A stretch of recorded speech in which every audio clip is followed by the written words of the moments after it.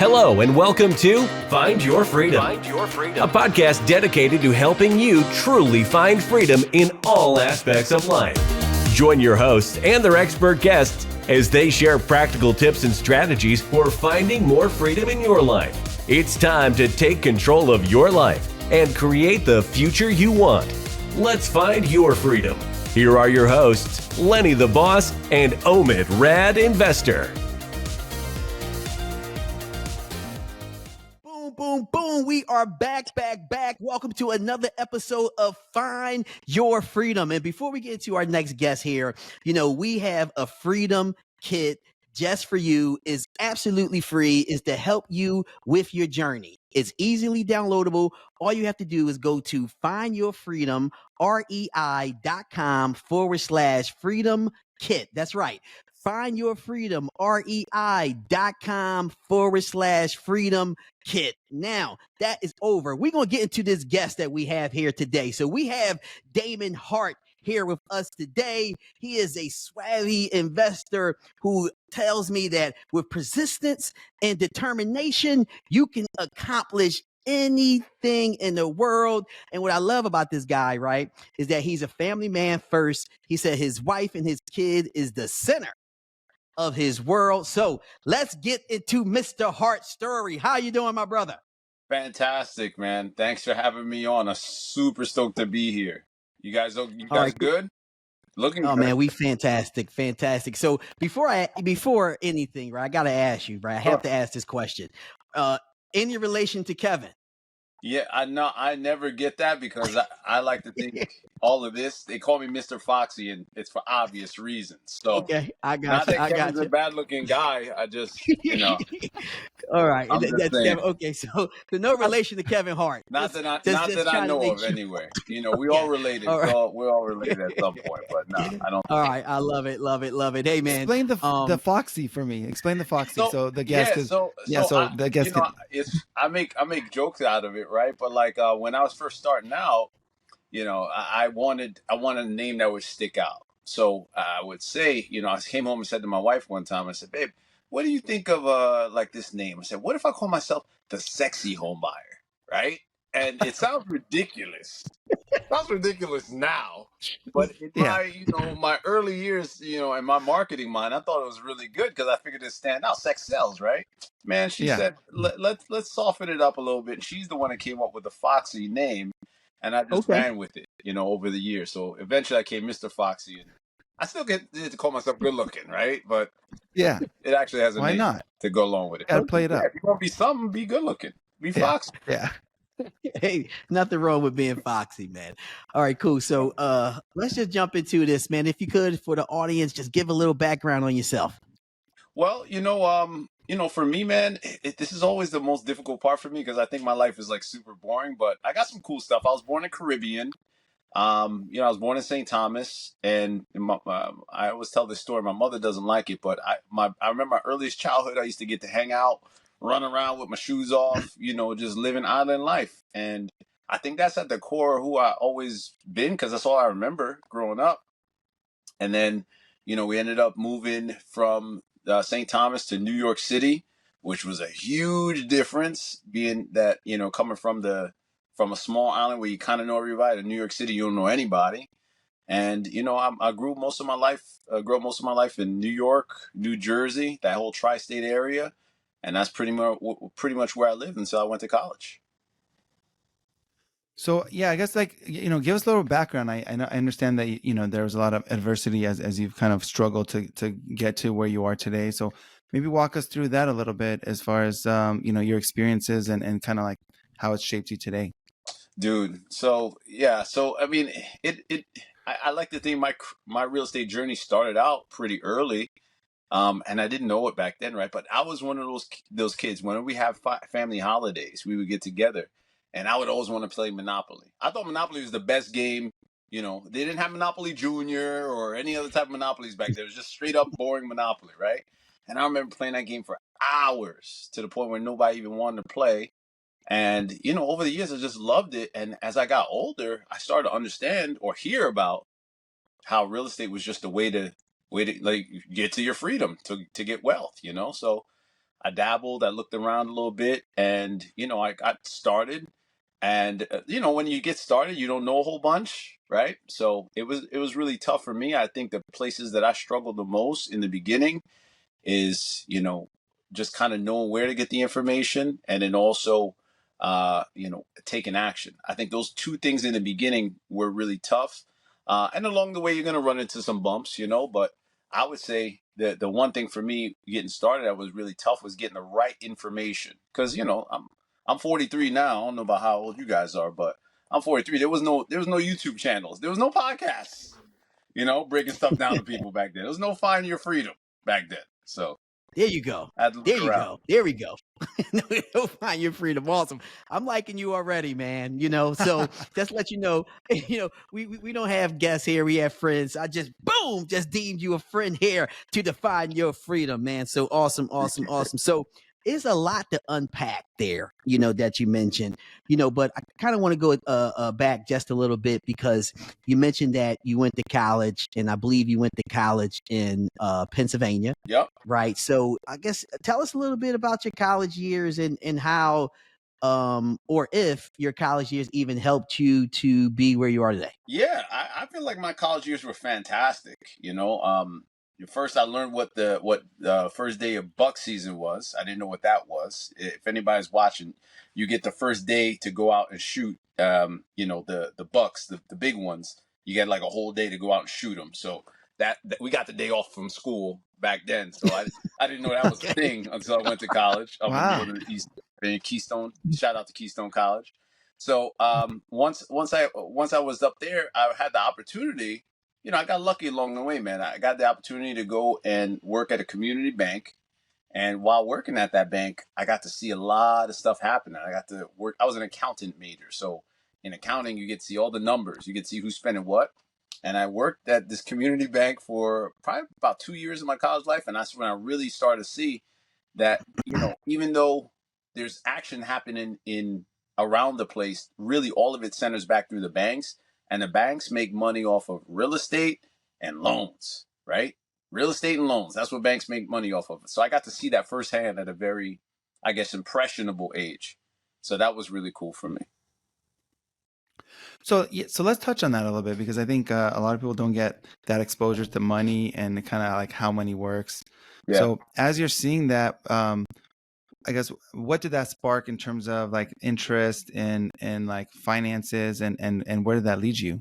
Dude, I was, man, everything, man. Like at that time, I mean, I had the interest from, like I said, playing Monopoly and all that stuff. Like you hear this stuff, and it's the '80s. I was growing up in the '80s, '90s. Everybody knows that there's no secret, even today. There's no secret about being able to make money in real estate. It's a safe investment. Everybody, that's where the wealthy put their money. But you really don't. I didn't understand it until I actually saw it. I mean, I would see investments in, I see expenses to golf tournaments, how much we got in receivables from interest, from different loan portfolios. I saw that, how we lend money. We would lend money to to Fed funds and get money back and get a return. I saw all this stuff at 19, 20 years old that I think really started to pique my interest to say, there's a game out there being played, and a lot of people don't really know what's happening. So I felt a little honored that I was in the fold, and I just said, hey, I'm just going to keep looking at this thing and keep putting myself into it. But it wasn't until like a couple years later. It's not like at college, I still had my mind set on being, an accountant. It wasn't like I was like, oh, I'm breaking out in my junior year and I'm quitting school. Now I finished school, then I got out into the real world, and that's when my my passion kind of got fueled, because I was like, man, I'm making like 50,000 and I'm working like 80 hours a week. I was like, I gotta do something different, So that's when things changed for me, really. Awesome. And still a lot to unpack, and that story's still relatable, right? Like, hey, you just finished college. And I'm pretty sure you got like some college debt going on, right? Oh, yeah. And you get this job and you're making like 50K, and you like, I got dreams and things I want to do. Yeah. This ain't going to work for me. So, I guess, all right. So take us from there, man. Like, you got a job, accountant job, which from a regular person, they believe that that's a pretty decent, stable living. So take us, like, what was your entry point into real estate? Like, Mhm. was it flip and flip? Was it, long term? Was it short term? Sure. And I guess before that though, take us through, the education process as well. Okay, so yeah, for me, the education process obviously kind of came first, right? Because they were, kind of like how there's webinars now, there were seminars back then, and what you would do is invest. And I went out to the seminar. I remember driving down to Maryland. I lived in New Jersey at the time, and I drove down from Maryland, from New Jersey to Maryland, and it must have been, sheesh, it must have been like a 2 hour ride. And I sat in this room of like all 40 somethings. I'm like 22 years old. Everybody's like 40, 50, gray haired, some of them, and just talking about funding their retirement. And I was just like, man, I'm not trying to do no retirement. I'm trying to get some money, right? So I can get out of this job. I hate this thing, right? So I remember sitting there and they were talking about a lot of different strategies. And one of them was wholesale real estate. So when I looked at that, I said, okay, shoot, you don't need any money. Cool. I got money, but I don't want to spend it. Two, you don't need any credit. I had great credit, but again, didn't want to use it. And, they're like, hey, it's really simple and you can do, thousands of dollars a month. So I said, okay, let me give that a shot. So after that, I invested in course or what have you. I thought it was really great, got me started. And then I went out and I talked to my buddy, Kevin is his name, my good friend Kev Burke. And I said, Kev, Kevin Hart. see the other Kev, see? Okay. Yeah, that that'd be good. That'd be good TV. I call him my boy Kev Hart. He lived in Philly at the time, and he was just trying to make it, right? But yeah, that would be a great story. But his name is Kevin B, right? So I said, Kev, help me out and see if you can find me this house. He's like, well, what do you mean? I said, find me a house that's ugly, and I'll buy that shit. And he says, all right, well, where are you getting all this money from? I said, don't worry about all that. Don't worry about it. I got the money. Just find me a house. And sure enough, about like a week or so later, Kev shows up with this house, man. And here he is. And we sure enough, we go ahead and we go do this thing. I get the property. I go down and see it. And it's like a typical wholesale story. It's not even like a little old lady doesn't live in the house, needs a bunch of repairs, like all that. The only other side of it is I didn't have a way to comp it. I didn't have MLS. I didn't have nothing. I was just like, how much you want for it? She's like 76. I was like, how about 66? She took the 66. And then I ended up going to a real estate event and I flipped it to another investor for 76, right? That was my magic formula back then. Like 66, 76, that was it, right? So fast forward, I made myself 10 grand. I paid off my buddy Kev as a bird dog. You know what I mean? I got him some money on it. And from that, my career was started. But here's the good part, right? What happened after that is I didn't make no money. Right? Walk us through that. So what do you mean by you didn't make money? So it's like the first one sounds like a home run, right? Like right. you killed it. I want to make it seem climactic and shit, right? Like, oh yeah, and then my career got going, and I bought a hotel. No, what actually happened after that, right? What happened after that is I had that deal, and after that, I didn't make any deals. I was writing zero offers, zero marketing out. I didn't know how to do it, even though I went to the course, right? And I did that. I had a bird dog and I knew enough to kind of be dangerous and get through my first transaction. I knew it could be done, but I didn't know how to put the two and two together. So what happened is I struggled for a little bit. I had already quit my job at that point. Oh yeah. I had already quit the job. I had a baby on the way with my wife, my girlfriend at the time, wife now. And then before you know it, things start snowballing. Then about 6 months into that process, 2008 market crashes. So boom. Ouch. Yep. Everybody's scared to death. I had already quit my job, so imagine trying to find another one. And I was in the mortgage industry before leaving that. So imagine trying to get back into the mortgage industry in 2008. Wow. So Wow. let's just say I had to reinvent myself a little bit during that period of time. But that's what I tell people, man. That's the advice that I give people. It's like when people talk to me about, and I get it, I get it. The hustler in you wants to be like, yo, I could grind through anything and I could do it. That sounds great. But here's the reality. It's numbers. Inputs versus outputs. If you don't have money coming in, it gets really, really difficult. Really, really difficult, really fast because you're not focusing on your priorities. We live in a society where we got things to take care of. If you don't pay your bills, they'd shut them off. So I tell people, Sounds you know, right. don't cut off your income, you know, just to say you're a hustler and quit your job. I would recommend is go ahead and get that side hustle, get into real estate, get into drop shipping, get on whatever you want to do. Find that in your spare time. You know, you want to sacrifice something, sacrifice the time that you have with your family, the side time, fantasy football, whatever, sacrifice that up front. And then when you build a little nest egg and you can see and you can prove to yourself that things are rolling in that other thing, then you cut off and move on. So that's the thing that I try to impart. That's what I would do if I had it to do all over again. So I think that's some great advice, and I'm happy that you said that, and the audience get to hear that, because I would agree with you there too. Now, but however, there are going to be people who are going to just sit there and say, "I am a hustler," Oh yeah, right? Just like you. So let's get back to that moment. So you're in 2008, and baby on the way, and yep. future bride to be. Like, what did you do? Well, for a little bit, I think I panicked, right? Like, because at 2008, back then, it was all about doom and gloom. The world's going to be over. You know, everything is going to go down. And looking back on it, I realized that it was just a cycle. You know, it's just things happen. I think people are talking about that all over again. Oh, the market's going to. Guess what? It's a cycle, bro. Everybody knows whatever goes up must come down. It will go down. How far? Nobody knows. All you can do is just be ready and prepare and have a strategy ready for that type of market, if you will. So at that time, what I did is I basically just, you know, I went out of real estate. I started I worked for a telemarketing company, and literally shit was like in a closet somewhere, right? Because I just needed to make some money. So I worked in this little spot, and what we would do, and look, I'm a better space than I am now. But back then, I like the guy working next to me was like a drug addict. Like, it was that bad, like telemarketing. Oh wow. But now all that stuff's overseas, so you can't even be a drug addict and get a good job anymore, right? But anyway, right? So like we were all in this place, you know, just dialing. And what's ironic? Guess who we were calling for to raise money for? The police. Wow. Right? This guy's a drug addict and we raise money for the police. That's another story. So here we are. So I did some telemarketing. I did that for a little bit. I was on the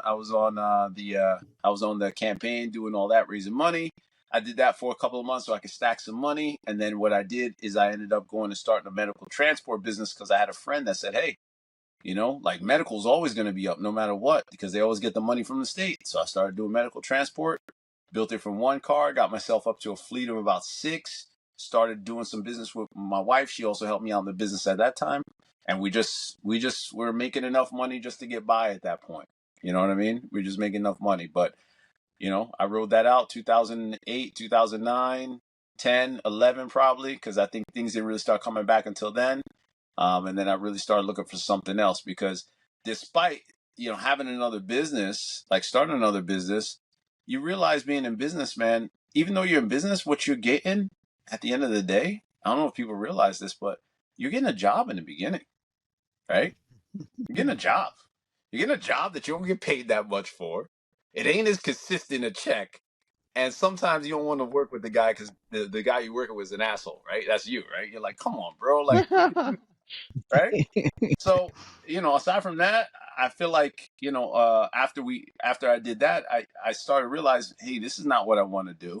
And the money wasn't that great in the medical transport business. So my wife at the time was working for IKEA stores, and she had an opportunity to move down to Florida. And when we moved to Florida, I decided to get back into the real estate business. And that for me is when everything really started to change because I really put myself in an environment that had other people that were in real estate and I could see it and touch it and feel it and smell it. Like when I got around that, that's when things really started to catch on for me at that point. Okay, so you go to Florida, which, you know, Florida, you know, has been booming for the past 10 years. And so, woo, right? Yeah, like, you know, being in the right place at the right time and, you know, during a cycle.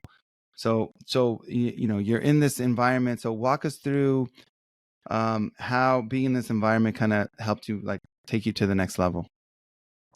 Yeah. So, man, it's funny. I tell people like going to Florida is kind of like going to the Harvard of real estate, and and it's not because we're smarter. Okay, in Florida, it's not because of that. Okay, it's because when you go to a state like going from New Jersey to Florida, a blue state to a red states are way more liberal about what their people can usually do and transact. And down there, I saw things like lease options, land contracts. We were doing sub twos back then. We are doing, Wow. owner seller carries. What do you call owner? They call creative financing. Whatever you want to call it. Mhm. It was all that juicy stuff. And back then, I had never been exposed to it. Even wholesale, LC, short-term rentals, all that was going on there. Whereas in New Jersey, it was very limited. And I also felt that the information was very limited too. There wasn't anybody, even in the REI, the RIA spaces, there wasn't anybody who was coming and saying, hey, let's educate everybody. When you go to Tampa, it was just like, yo, we're all here. We all want to make money. We all know we can work together. And it was really just conducive to get my career kind of going. So that's that's one bit of advice that I would give, man. It's like when you get with people, when you're in this business or you want to get into this business, get out and get around the activity. You have to go where the Mm. activity is. It ain't going to come to your door. Nobody's going to come and knock on you and say, hey, man, can you buy my house? That hasn't happened to me yet, Yeah. you know? That's awesome. That's awesome. So, and I like that, go to where the activity is, and I think that's really smart. So your wife, she got an opportunity in Florida Right. and you decided to move. So it sounds like, you shut down the medical transportation business. So, two questions. One, was the wife holding the household down while you started back into real estate? And then two, are you back into wholesaling or did you enter into another part of real estate? Yeah, good question. So the first one about holding us down, yeah, she absolutely was at that time because she had the steady job, right? Like I was making probably more money at that time collectively with the transport business.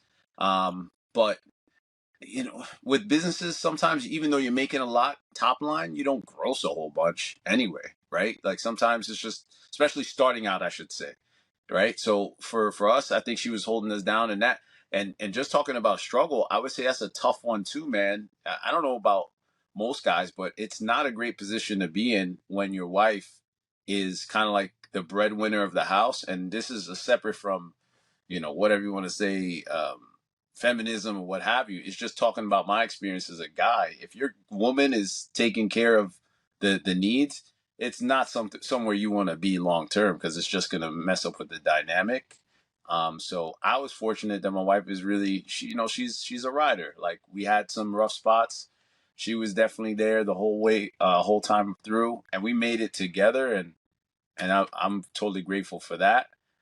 So that's the first part. And the second question was, which strategy did I get into, right? Correct. Okay. So when I came to Florida, yeah, it was mainly wholesale. But what I did immediately, because there was so much action going on, I felt like I had to differentiate myself.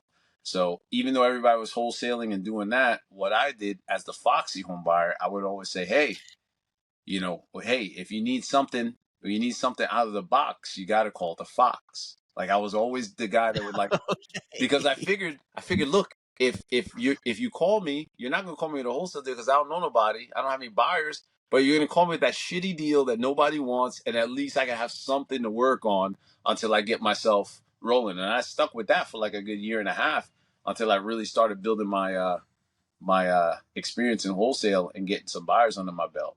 Yeah, I definitely did. So that's what worked for me. So, yeah, for me, if I can have a sugar mama, that's like my dream. I want to be like taken care of. That's just my opinion. So, but Hey, everybody has goals. I'm not gonna yeah, change that. yeah, Oh man, the goals is what it yeah, is. Do it, bro. yeah.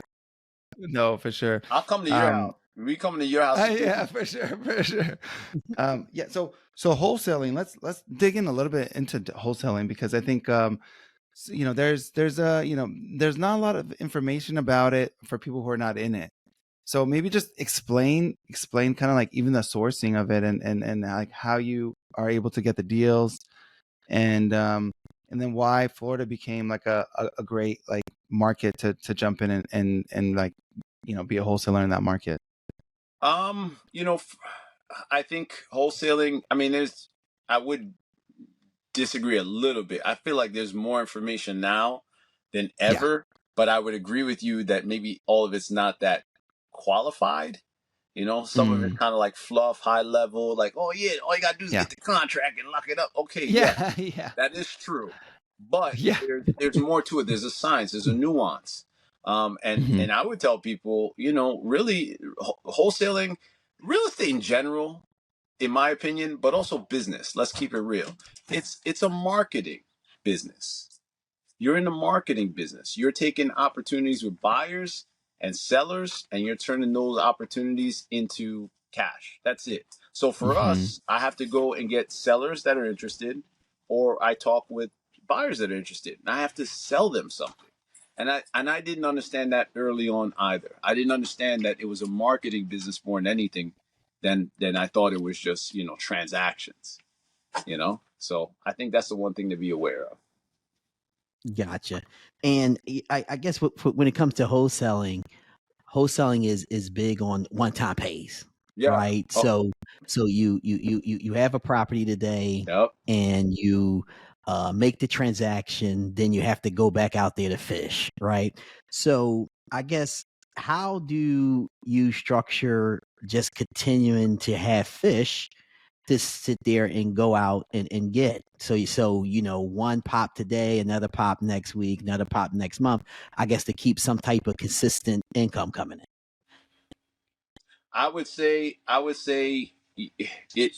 You can start it from the beginning, obviously, but I would recommend for anybody that's maybe like, you know, you've done a few deals and you want to kind of figure out, okay, what's your cadence, like how you're going to keep getting deals and turn them into profit or to long term. Well, I say just start somewhere, man. Like set yourself a goal. Like everybody is, the thing about goals is like they're personal. No one's going to know what's right for you, just like you're not going to know what's right for me. Start with whatever your goal is. It's going to be perfect, and then just shoot towards that goal. So if you want to wholesale 20 houses this year, or 40, keep one. If you keep one of them, what's wrong with that? You know what I mean? Like, what's wrong with having one new house a year? And if you can figure out a way to do that, what you'll find is if you could buy 20 houses over the course of 20 years, which is not that difficult to do, right? If you can find one a year for 20 years, you're somebody that is in probably like the top 5 or 10% of homeowners, because not many people own 20 houses. They just don't. Right? And you pace yourself to be able to go and buy these assets over time. And it gives you time to kind of get acclimated to being a landlord. You know, you don't have to go out and take down, 20 units to call yourself an investor. I feel like everybody, I shouldn't say everybody. I like to use absolute terms sometimes. Let me rephrase that. Okay? I feel like sometimes as people, we look around at everyone else for our success. It's hard to measure that because they're not you and you're not them. You start wherever you're starting and give yourself the goal and decide what's right for you. I may not want to own 20 units, but you know what I do want to do? I do want to not work the rest of my life. So for some people, you know, one equals the other, but I don't care how I get there. It don't have to be real estate. Let me go over there and let my wife come up and get a big business going on. I'll be like Omid. I'll be a sugar baby, no problem. You know what I mean? I just don't want to work the rest of my life, and I want to I Yeah. want to I want to take care of some people. That's it.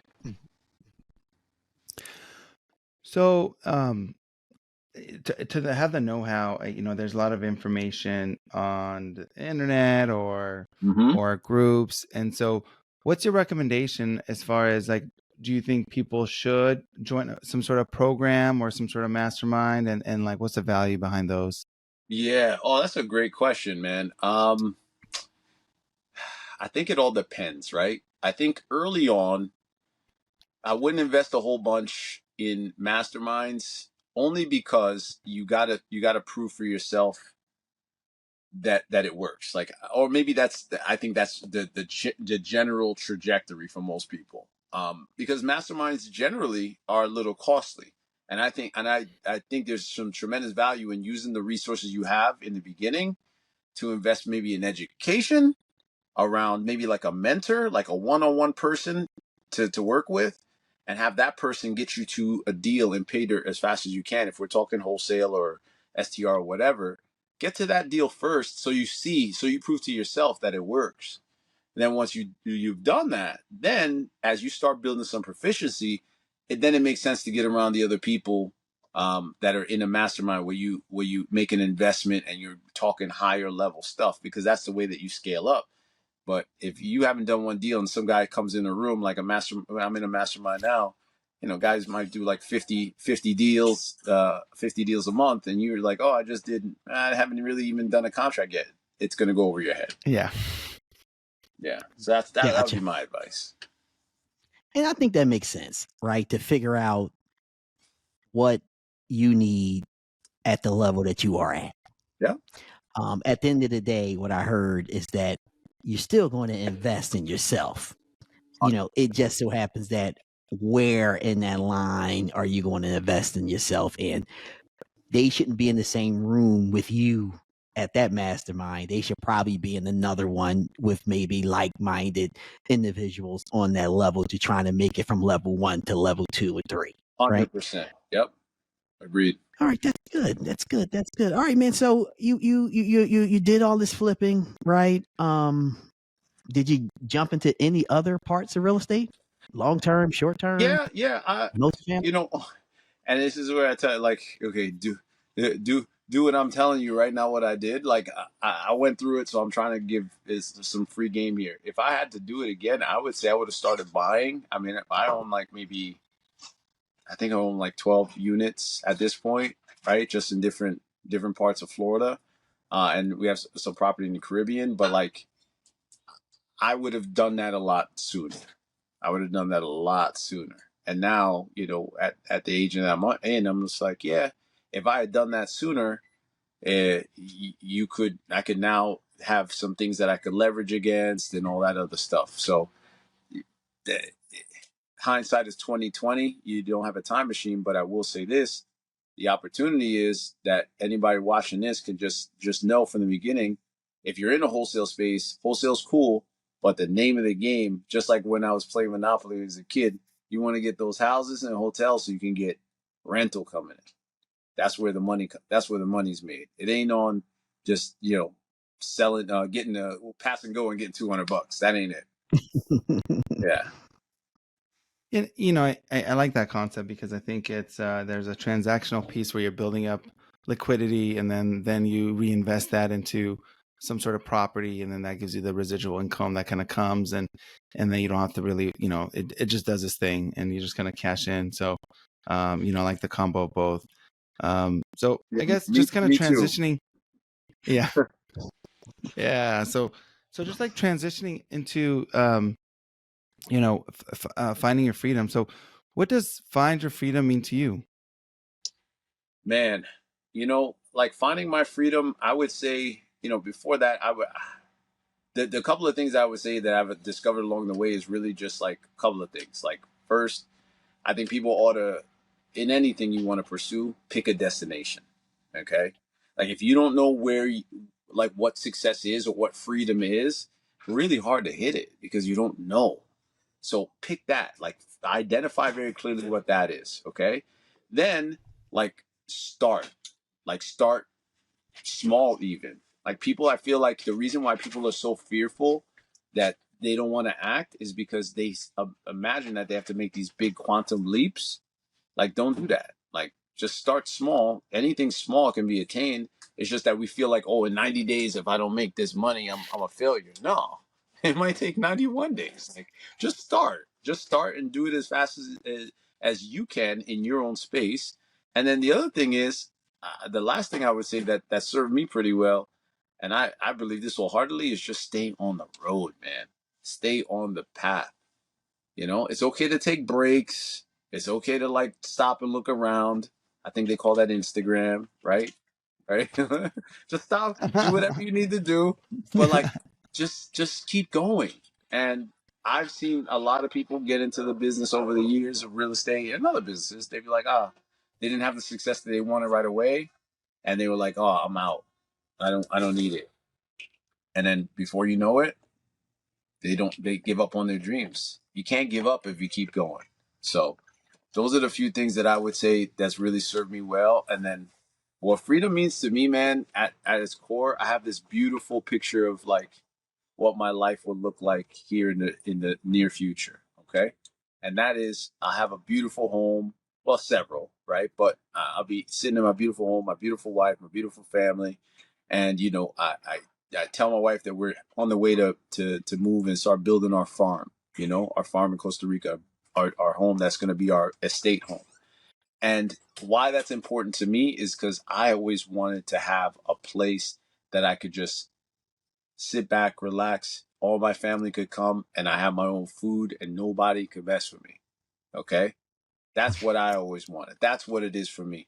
And I think if you can sit down and identify that for you, then life is going to be worth pursuing because that's what you're after. It ain't about what you see on TV. It's about what you see in your own heart and your mind's eye. So I would just offer that. Boom. I really like that. And I really like the part where you said, stay the path, right? Because things happen in people's life that sometimes it's directly impacted, something you actually did. Sure. And other times it's something you didn't do, but someone or something that's in your life that you have to now pay attention to, right? But at the end of the day, pay attention to that, do what you gotta do, then get right back on the path. I like that. Hey man, you have a very compelling story. You have a lot of knowledge that I believe a lot of people can, relate to and get something out of. So if people want to get in contact with you, how can they get in contact with you? Yeah. So I'm on social. You can look me up on Instagram. Damon Hart, Mr. Foxy. You can't miss me. I'm usually wearing a hat or Damon Hart. I think I'm a Damon Hart FL at on Facebook or Damon Hart on YouTube. Just look up Damon Hart, not Kevin Hart. This is the thing that we're saying, not Kevin Hart, Damon Hart, the other Hart, and I'll be there. And yeah, and connect with me too, man. And I'll share just a couple of things that I talk about, like mindset. I feel like that's something else that's really powerful. Yoga, meditation, and just overall positive mindset, and just for me, just getting better, G-Bed, getting better every day. That's I like for that. sure. If you can follow that principle, you're definitely going to stay on the path. So yeah, I appreciate you guys, man. And anybody wants to connect with me, let me know. Awesome, man. I like that shirt too. Just get yourself 1% better every day. You'll be all right. Amen. All right. So that being said, man, we coming to an end to the show. And when we end the show, what we like to do is do this big boom session. All right. And how it works is I'm gonna count to three. And once I say 1, 2, 3, all three of us in a uniform manner is going to say boom as loud as we can. The objective here is to break some speakers out there, and those who got those headsets in, I feel bad for them in their eardrums. All right. So with that being said, are you guys ready? Yeah, for sure. Yeah. Let's do it. All right. All right, listeners, I'm getting the thumbs up. So turn your radios down right now because it's about to go down. All right. So 1, 2, 3. Boom! Boom! Boom! Awesome. Check this out here, man. We just had a fantastic episode with our guy, Damon Hart. He's a really, really, really smart guy. His journey is very inspiring. I'm sure it's extremely relatable to a lot of people out there. And he dropped a lot of nuggets today. So you want to make sure that you tune in. And when you tune into this episode, you want to make sure you give us a 5-star review, an honest 5-star review, because that's how we continue to bring more and more and more episodes just like this one to inspire you, to help you on your journey. And to do that, we have a freedom kit that's absolutely free, easily downloadable. All you have to do is go to findyourfreedom, REI.com /freedom kit. That's right. findyourfreedom, REI.com/freedom kit. Now, I need you to share this episode. Share this with your mother, your brother, your sister, your cousin, your aunt, your uncle, all of your coworkers, the ones you like and the ones you don't. Until the next episode of Find Your Freedom, talk to you soon. Peace. Peace. Thanks for listening to Find Your Freedom. Be sure to subscribe wherever you listen to podcasts. While you're at it, please help us spread the word by leaving a rating and review and sharing the podcast with friends, family, and colleagues. Until next time, get out there and find your freedom.